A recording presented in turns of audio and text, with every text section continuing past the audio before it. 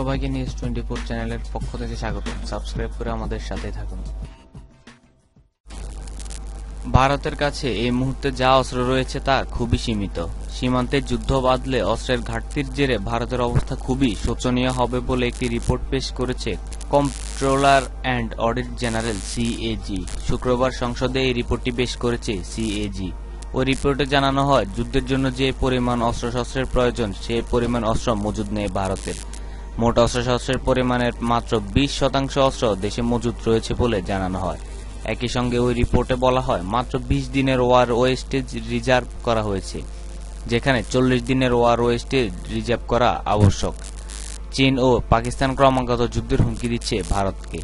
যে কোনো মুহূর্তে যুদ্ধের পরিস্থিতি সৃষ্টি হতে পারে জেনেও কেন অস্ত্রশস্ত্র সঠিক পরিমাণে মজুত করা হয়নি এ নিয়ে প্রশ্ন তোলা হয় ক্যাগ রিপোর্টে।